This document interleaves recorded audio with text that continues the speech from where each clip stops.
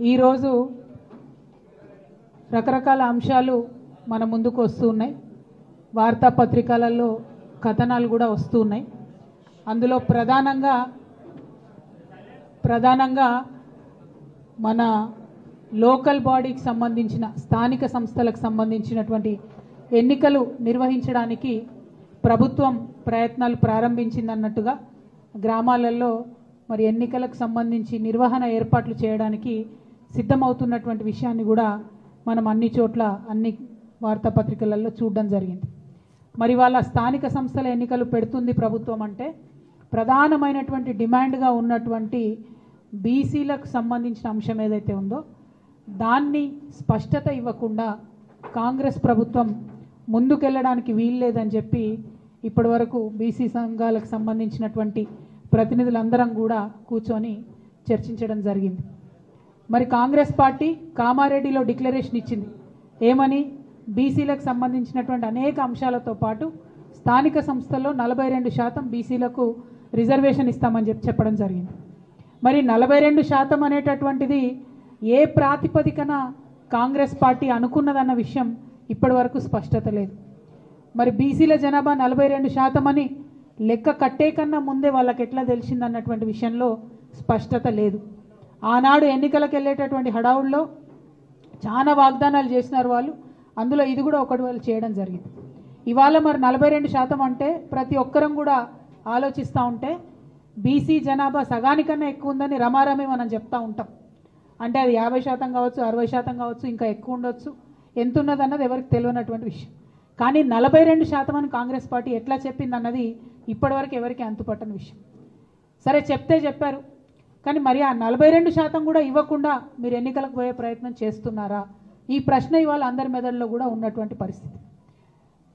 మేము తెలంగాణ జాగృతి నుండి గత సంవత్సర కాలంగా బీసీలకు సంబంధించినటువంటి అనేక అంశాలను ముందుకు తీసుకొని వెళ్తూ ఉన్నాం. అసెంబ్లీలో పూలే విగ్రహాన్ని పెట్టాలనేటటువంటి డిమాండ్ని మేము తీసుకున్నాం. అదేవిధంగా 20,000 కోట్లు బీసీలకు బడ్జెట్ ఇస్తామని చెప్పారు. మరి 3 సార్లు అసెంబ్లీ జరిగింది, బీసీలకు మాత్రం 20,000 కోట్లు పెట్టలేదు. మరి ఇప్పుడు స్థానిక సంస్థలు దగ్గరికి వచ్చినాయి, 42% ఇస్తా అన్నది ఇవ్వకుండా ముందుకు వెళ్ళే ప్రయత్నం మాకు అర్థమవుతూ ఉన్నది. కాబట్టి ఇవాళ ప్రశ్నిస్తూ ఉన్నాం, మీరు ఎట్టి పరిస్థితుల్లో కూడా మీరు చెప్పినట్టుగా 42% ఇవ్వకుండా ముందుకు వెళ్ళే ప్రసక్తే లేదు. మిమ్మల్ని మేము వెళ్ళనీయం. ఎక్కడికక్కడ మండల కేంద్రాల్లో కావచ్చు, జిల్లాలలో కావచ్చు, అన్ని చోట్ల కూడా నిరసన ప్రదర్శనలు చేస్తాం. మీరు 42% కాకుండా బీసీల వాటా మాట్లాడకుండా ఎన్నికలకు వెళ్తే మాత్రం కార్యాచరణ చాలా స్పష్టంగా, చాలా షార్ప్గా, పెద్ద ఎత్తున రియాక్షన్ ఉంటుందని చెప్పి ఈ సందర్భంగా ప్రభుత్వాన్ని మేము తెలియజేస్తూ ఉన్నాం. మరి ఇవాళ ఇక్కడ కలిసినటువంటి బీసీ ఎంబీసీ సంఘాలు అందరం కూడా కలిసి మాట్లాడుకున్నది ఏంటంటే, ఇవాళ ప్రభుత్వానికి మనం ఒక హెచ్చరిక జారీ చేద్దాం.